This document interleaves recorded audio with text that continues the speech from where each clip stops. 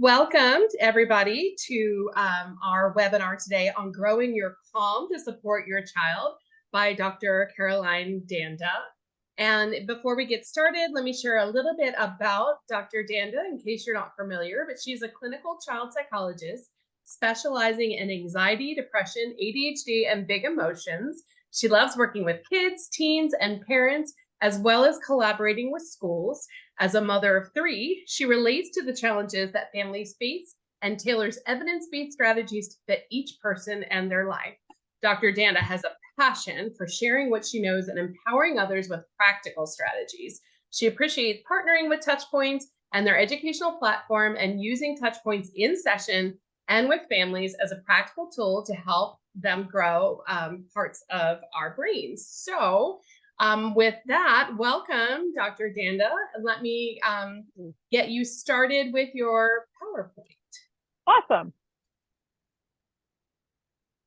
Welcome, everybody. Thank you for taking time out of the busy schedules that you have. There we go. Sorry, can you see everything okay? I can, I think. I see like all of them popping up. I'm sorry. Let me try that again with a different monitor. There we go. How's that? There we go. Okay. No, I got it. But thank you for taking the time out for coming here and learning some new strategies. As I said, I'm a clinical psychologist and I am also the mother of three. So I understand what it means to know a lot of great information, but also how do we apply it in real life? And so that's really what part of my goal is to be able to do that. So we've got our next slide coming up, I think is just the title slide. There we go. So I'm a big believer in really understanding is as caretakers and parents, a lot of times we take the back seat to taking care of all their kids and sometimes everyone else. So a lot of times we're always in the mix. We're always doing a lot of things. I just read something today about the Barbie movie. I don't know how many of you have seen the Barbie movie. And I really liked it overall. I was actually pleasantly surprised. Even my 20-year-old son actually said it was a gem, an unexpected gem. But there was something I was reading today and they said, one line in the movie bothered him. And it was something about when Rhea Pullman, I think played the mom, and she was like, "Moms sit still to let their kids shine." And I was like, well, I don't know. I don't think that moms should always have to take a back seat. I think we're in partnership with our kids. And then if we don't take care of ourselves, if we do take a back seat, then we're not able to really be fully present and capable to our kids. And so we are an asset. We need to be the ones who are helping develop ourselves and helping take care of ourselves so we can be more available to support our kids and help them develop their regulation skills as well. So moving on. So that's why we're going to talk a little bit about co-regulation. I don't know how many of you know about co-regulation and why it's so important, but I'm going to go back to what I said in my the first webinar series. We talked a little bit about ADHD, and for kids who have ADHD in particular, and even sometimes anxiety and other disorders, a lot of it is really stems from their brains become easily dysregulated. And ADHD itself, I see as a disorder of regulation in terms of behavior, emotion, energy, and attention. And that's why co-regulation is important, because we're either going to catch the kids can either catch our distress or they're going to catch our calm.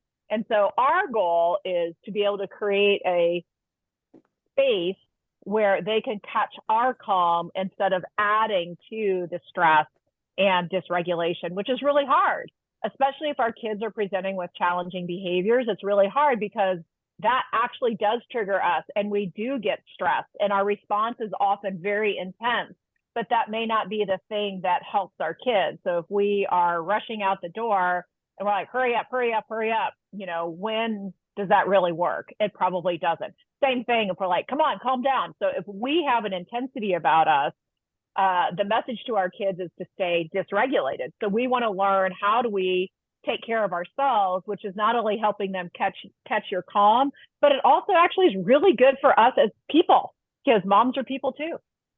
and dads. Oh, sorry. Okay. So our goal is for you to be the anchor that they hold on to. So when they are dysregulated, when they're melting down, when they're having tantrums, our goal is to be more steadfast for them. And so when we respond to what our kids need and understand that if they're throwing a fit or they're tantruming or they're melting down or whatever, something is not right in their world. And they are struggling to figure out how to reconcile that, how to express it, how to deal with it. If they could deal with it and they could express it in a way that makes sense to you, they would be. Because kids will do well if they can. So if they're melting down and they're, not behaving in a way, there's something going on underneath that we need to kind of get at. And then if we're responding to them and we're their anchor and we're trying to work with them instead of pushing against them, they're going to be ready to be better able to tell us what's going on, and that they need to know that they can tell you anything and that you'll listen. That's our goal. So the start of that is taking care of you, because as I said before, you are the asset. You are an asset to the whole family system and to your parents. And if we don't take care of our assets, then we're going to be kind of left behind a little bit. So the first step of that is really thinking about self-compassion and self-care. So self-compassion really starts with parenting is a hard job. It's probably I think you've heard it said, parenting is probably the hardest job you'll ever have because it's constantly changing. Even though there's a ton of manuals out there and a ton of ideas and a ton of things, there's no specific manual for you and your kid in this situation. And so having self-compassion is recognizing that you're in an ever-changing world. And even if you have all the knowledge and good intentions of the world, you're interacting with a world that is constantly changing and a child who is constantly changing. And so the first thing you need to remind yourself is, even if it's not going well, even if you make mistakes, even if you have a moment where you melt down, you're doing the best you can for the situation you're in with the information you have. And so some of it, that's part of what self-compassion is having an awareness of where you're at. And so be kind to yourself. Be kind to other parents too, I would say. Because you know what? We've all been there. We've all been there. So that's my very first message is be kind to yourself and recognize that you're going through a lot. And so that's the first message. The second one is start to take stock of actually what's going on in your life. I've worked with Leslie Ford and Mom's Hierarchy of Needs. I've done some podcasts with her, and I really appreciate the way she kind of frames out, like, here's kind of all the demands that are on a parent today, especially moms. There's a lot there. And usually the thing that gets taken for granted or pushed out of the way is our own self-care. And there's a need, I feel like, for all of us to get it all right, to get it all perfect, to make sure like we all want to be the best mom we can, but it's impossible to be perfect. And so thinking about the hierarchy of needs is really thinking a little bit about, truly step back and say, well, what are my real priorities? Where can I let go of some things, and where can I get help for other things? So for example, I really do like a clean kitchen. Like, it does make me feel more settled if I have a clean kitchen, but sometimes the dishes do just stay in the sink, because I'd rather spend time engaging and doing other things than taking care of the dishes in the sink. Eventually they do get done, but they may not get done immediately, and they may stay there a little bit longer than what I would like. I also think about prioritizing and outsourcing. So I did Instacart, for example, during the pandemic, and it auto recharged me for the next year. And I was kind of mad, honestly, that it got charged again. But then I started using it, and I was like, actually, this is really easy. And sometimes it even saves me money, because I actually don't go down the aisles and put a bunch of other stuff in my cart, or my kids don't put stuff in my cart that I don't need. And I found like, actually, that is a time saver. And to me, that was worth the actual money that it takes to do the Instacart kind of thing. So you kind of have to prioritize and figure out, budget wise too, what's in your budget. Or sometimes if you just have a teenager come over to help out, watching the kids for an hour or something like that to entertain them. Also, like trading. Like, one of the things I think the pandemic did a lot is we are no longer like as reliant to sometimes on our community. And so, if you have days where, some families can take your kids, then you take their kids on the other days. I feel like that sometimes works a lot well too. Cause I don't know about you, but a lot of times, when the kids are all at home and they're playing together, a lot of times it can end up in squabbles or it can end up in a lot of different things. But if there's somebody else in the mix, all of a sudden it feels like things are a little bit smoother. And so really thinking about your community and what you can do and see what the resources are out there. There's a lot out there, but we need to lean on each other and we need to really support each other and be kind to ourselves and other people. So the other thing we need to do is realize that if we are in a go, go, go, go world. We're very much in a what's next kind of thing. We're always on the go. How many of you feel pressure of like you're too many tabs open, you've got too many things going on? I know I've been feeling that for sure in this month of August and this month of back to school. And one of the things we need to do is figure out how do we incorporate resting and charging us and fueling us back up throughout the day so that we can have the energy we need to do all the things that are on our plate that we haven't been able to let go of. And it's nice if you can have a, bubble bath or, whatever massages and do all those fun things, but those take time, money, and energy that we really don't always have. And we can't always relate to, oh, well, I'll get to do that in a week, or I'll get to do that in a month, or I'm going to do that. Or even when we go on vacation, especially if it's our kids, it's not always a big rest for the parents. So one of the things to do is start to be more intentional with what you're doing. So that involves starting and ending of the day well, right? If you start off the day and you're already in a rush and you're already stressed, that doesn't bode well for the rest of the day. So you want to think about, what do I want to do in the day that puts me in a space that I'm ready to tackle the next day versus dreading that day. So as it's finally cooled off a little bit, at least temporarily, like one of the things I've been doing is sitting outside and having coffee on my deck, just because it's nice to be in nature. And that's one of the things that kind of helps me and it gives me some space. And I'm also being very intentional not to have this with me in the morning. Because if I get my phone out, then all bets are off. And then I just get, I start getting lost into everything.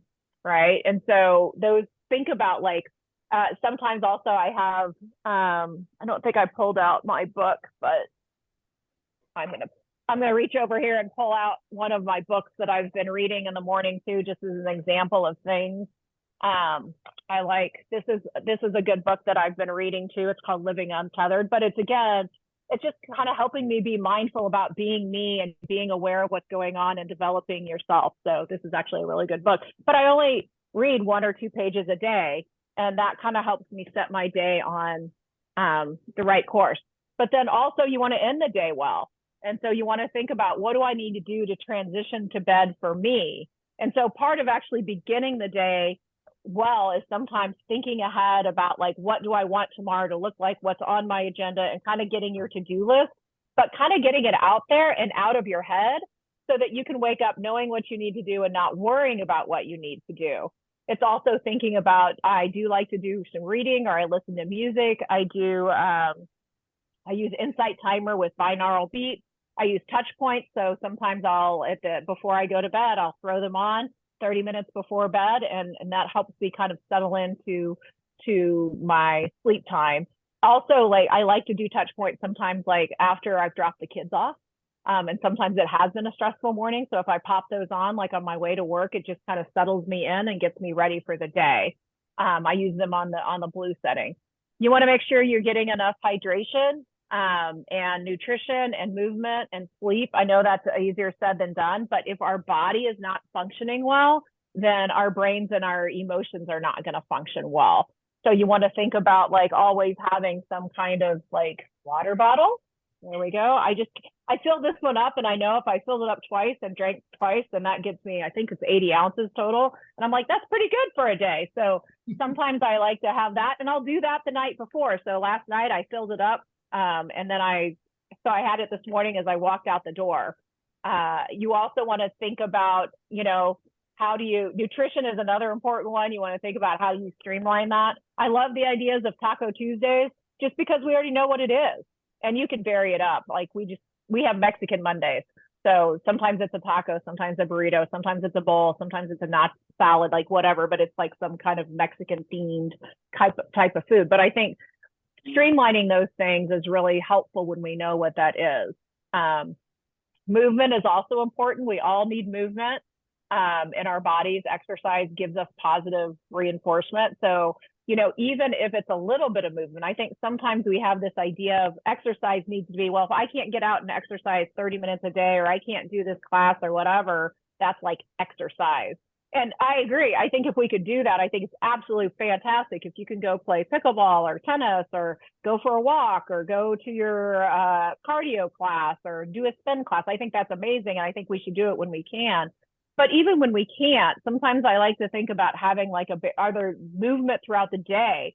So does that mean the whole park a little farther? So you walk a little farther. Does that mean my bare minimum right now is I do a plank for up to a minute. I try to work myself up to a minute, and then I also I actually do a squat while I'm brushing my teeth right now. So that gives me a little bit of movement. It kind of gets me going and helps me wake up a little bit.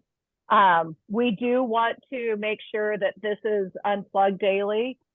Make sure you're aware of how many notifications and disruptions, because every time you get a notification, that's disruptive to our attention. And it also is a little bit it can be a little bit startling, and it's something we have to pay attention to, even if we can't answer it. And so be mindful about what types of notifications you're getting. Some of them are very important, some of them are less important. So I would kind of definitely dial down on the amount of notifications you get. And also think about I normally have a Garmin watch. I don't have it today because I forgot to charge it, but I've limited my notifications so that I don't get buzzed all the time, because I found that was actually creating a little extra stress that I didn't need. Celebrate your wins. Every day we want to think about what actually went well. When we do that, it fuels us up.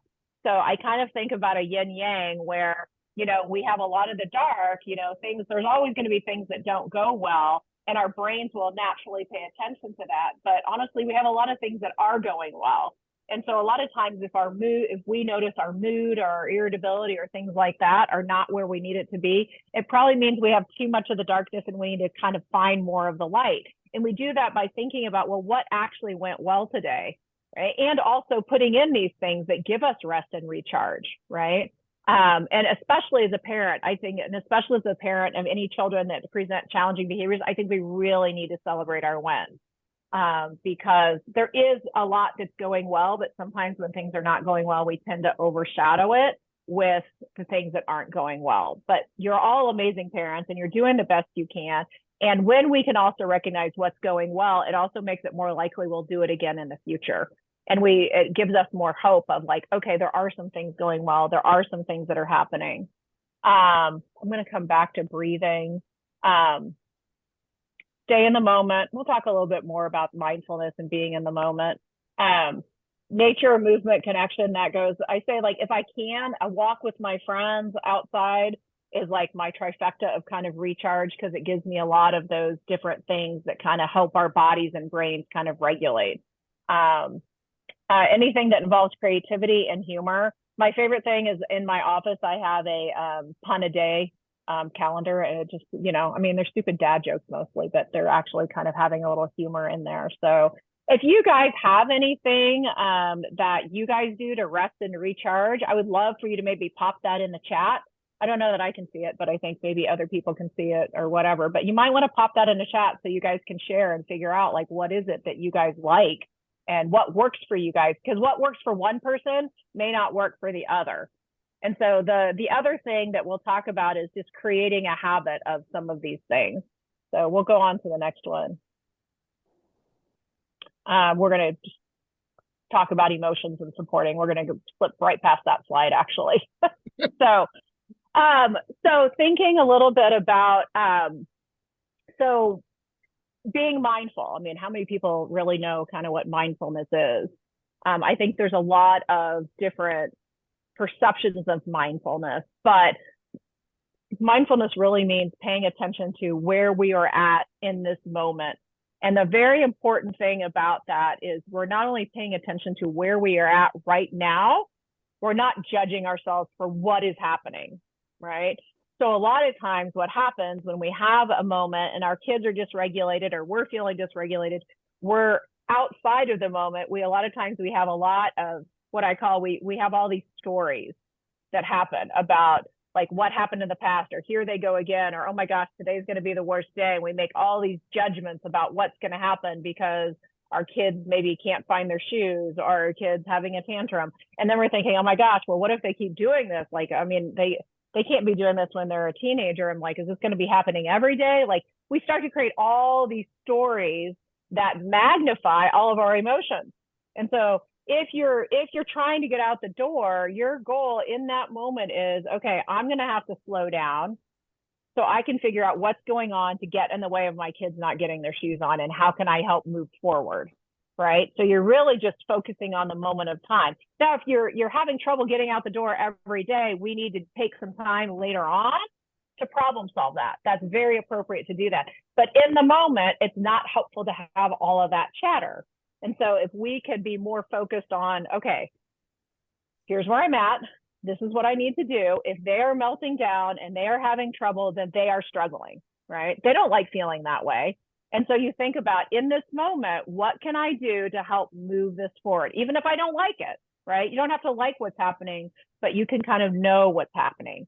And so part of that is knowing, especially for kids who have ADHD, is we need to expect that they're probably going to melt down, or they're maybe not find their stuff for a while. You know, like, we have to meet them where they're at and expect that they might need our help, but not dread that they are.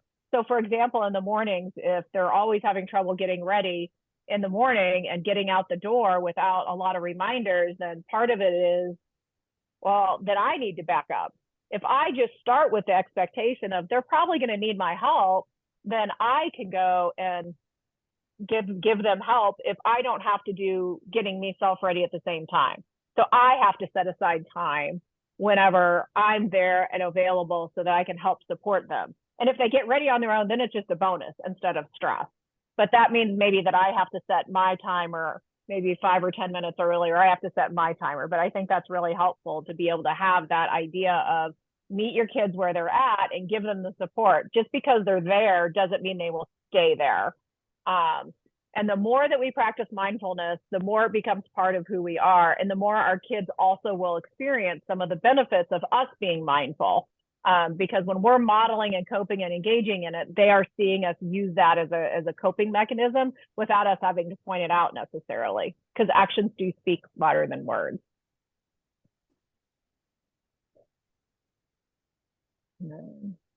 Moving forward, there we go. So how do we get mindful? It means slowing down. We have to get to slowing down to things. And so it really starts with the breath, because the breath is great because it's always with us. And one of my favorite things to do to start being mindful is just practice breathing between activities. So if we breathe in and then feel your shoulders drop, and one more, you feel your shoulders drop and you also feel your mind clear. And when I do that, my favorite thing to do is every time you go in and out the door, every time you get in and out of the car, every time you switch activities, take a pause and a breath. And what you want to do is be able to go through, and after, so when I'm done with this, I might take a big breath and be like, okay, I like to Marie Kondo the moment. Like, oh, this moment is over. That was good. That was not good. I can make sometimes of a judgment. But it's more of a point of information, not truly a judgment. And you're like, but it's really just stating, like, recognizing, like, that's over, or great, I got that finished. This was good. So it's kind of like finishing up that task in a way, kind of having closure. And then you're breathing, and then you can turn your attention and be like, okay, now I'm ready for what's next, instead of just what's next, what's next, what's next, what's next. And one of the things that's really interesting about our breathing is when we're in a flow state, the flow state means that we're kind of breathing in and out at an equal level. So we're breathing in maybe to 4 or 5, and then we're breathing out to 4 or 5, and it just kind of flows back and forth that way.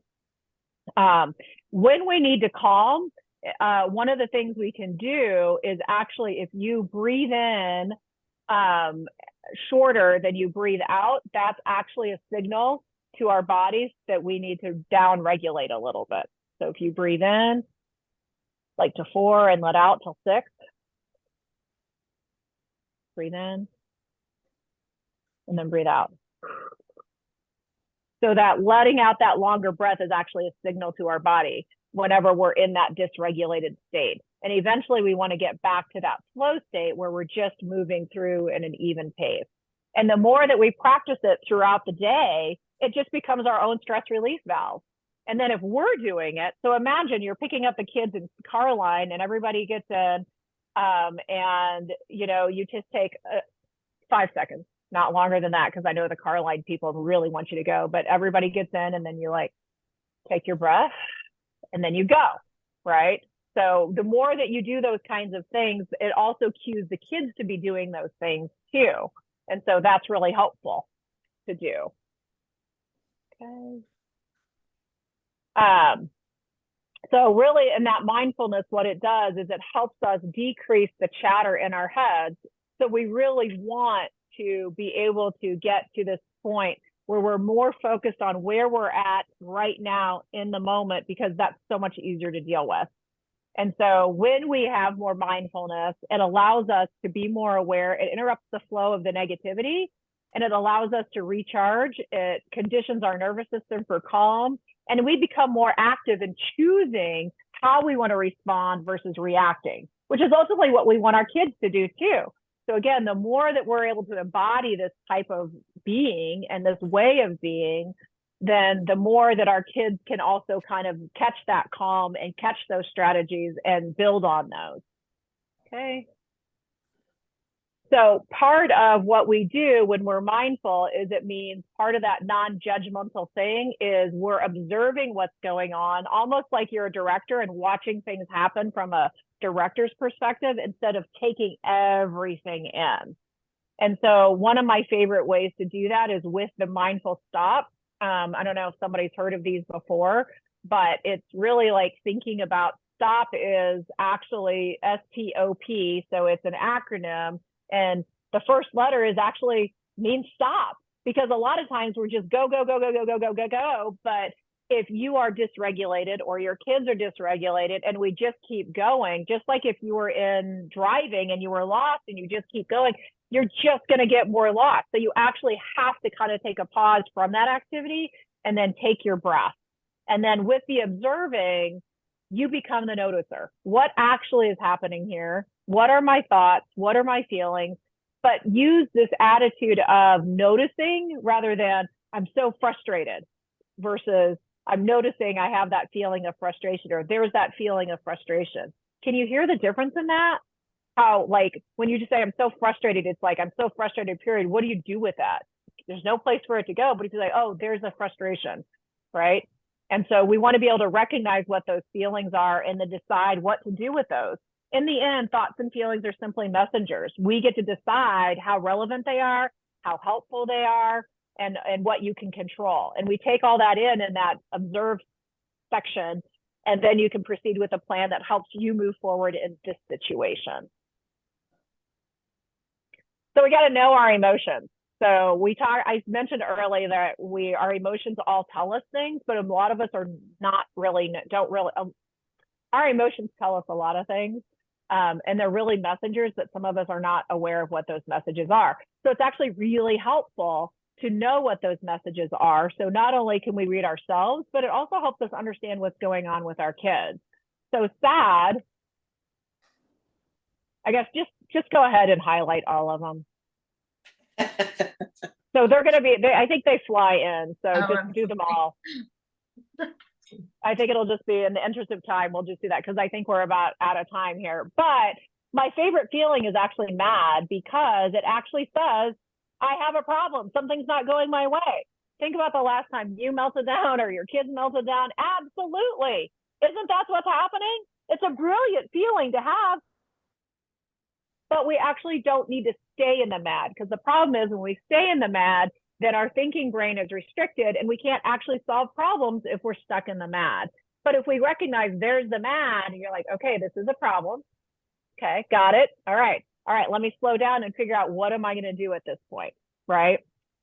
And then overwhelm is too much in my head.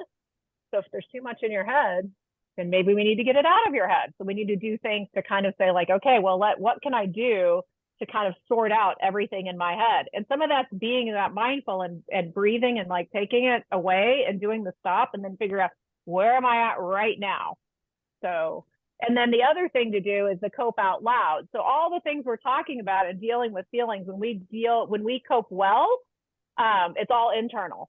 So what we really want to do, and the kids don't see that. When we don't cope well, the kids can see that. But we want to cope out loud. So we want to narrate. We want to name the emotion and name the feeling like, oh, I'm so frustrated. That didn't go my way. That was unexpected. Okay, I'm going to take a breath here. Okay, all right, I'm going to slow down so I can figure out. This definitely is a problem. It was unexpected, but okay. Let me think about what my other options are. Even though that's not what I want to happen, let me think about what my other options. Okay, well, here's maybe what I can do. All right, this might not be the best, but you know what? I think it'll work okay. I'm curious to see how this will actually work out. So you want to actually narrate kind of your own coping skills out loud so they can hear it and they'll be able to absorb it through the modeling of it. All right. There we go. So I think I hit the marker right around 30 minutes. So I think you did. I know we're almost at the time, but I will say a couple of things. Questions. This is a time for questions that the QR code is actually not for questions. The QR code is actually for a survey. So if you guys click on, go ahead and click on that. That's a survey just to give you some feedback on and give TouchPoints some feedback on how you enjoyed this and other options that you want for the future and things like that. So I will call your attention to that. And I think Alexa will tell us some more things about answering questions. There we go. The link to the survey, it will go out in the email afterwards, but it should also be if you use your phone with the QR code. So you'll get it also that way. So thank you for asking. Any other questions? I know I went through that pretty quickly. Let me go ahead and I'm going to stop the screen share for a minute. Yeah. Like the last one, I took a lot of notes. I'm in a slightly different season of parenting. So, but I wanted to just kind of the hydration, nutrition, movement, and sleep piece. I don't think I realized early enough in my parenting season just how important those are. And yeah. I would notice throughout the day, like I love little micro breaks because my barometer's my shoulders. If I pause anytime throughout the day and I realize my shoulders are here, I'm like, okay, now we're going to take a minute. And so I started going to bed earlier to wake up earlier to get my sleep. And then I do that quiet time in the morning I find journal writing gets it out of my head onto a piece of paper and done. And it's kind of, I do start my day with TouchPoints during that time to help me kind of get a calm place. Right. And I've heard a lot of people that do say that wearing them kind of during the morning routine, that it keeps them from rising to the level of chaos with the lost shoe and the homework not found and getting them out the door too. So I thought that was a great call out. I love, like you call it out, like wearing them on the way to work after, but it might help a little bit to not get there, to have them on early. And absolutely. Someone told me, she's like, I have 5 kids. I try to get out the door and my mornings have completely changed. And I can tell you their behavior hasn't. And it was just right. like that. So I just love all those different points and the hierarchy of mom needs and what you're willing to hire out for, because there are a lot of things I will do to avoid cleaning my bathrooms to spend more time with my family. Right. Absolutely. Absolutely. Eventually it has to get done, but you can change your expectations too. There's so many things that before I became a parent, I was like, oh my gosh, when I'm a parent, this is how it's going to go. And then I had kids and I was like, I get it now. Right. Absolutely. The whole judging other parents thing. I'm like, nope, won't do that based after mine. I wouldn't want anyone to judge me. So if you have any questions, you can unmute and ask, or you can type them in the chat. We have someone that said, thank you, very informative. I agree. We have our next webinar, the final one in this series. It's going to be, is it September 8th at 2 p.m. Eastern. And I don't do well with time zones, so I just know 2 p.m. East, so it's 1 p.m. for you, or you 2 hours. Central. Yeah. Okay, so you're Central, so you're 1. Okay. Yeah. And also Ashley popped the link to the survey in the chat if you want to do that. Otherwise, it will also go out in the email. All right, so it looks like we are good to go. Thank you so much, Dr. Danda. Thank you really all for appreciate having all the tips. I appreciate TouchPoints and sponsoring these, and I appreciate the education that, you know, you're really all about kind of like the whole person and figuring out those regulations. They're so, so important. And again, as adults, I think it's a difficult skill. And so I think it's important to recognize that, you know, as adults, if it's difficult to create regulation in ourselves, we have to understand, you know, our kids' brains are still developing, and, you know, some kids take longer to have that skill than others. And I love that you're modeling behavior that they can grow up learning to do. So even if you have kids in the family that don't have that issue, but they're watching the interaction, like these kids see everything, and modeling that healthy coping behavior is going to give them a step ahead out in that world. Absolutely. Absolutely. Well, thank you very much. And I look forward to seeing you on our next chat. All right. Thank you so much, everyone. Bye. All right.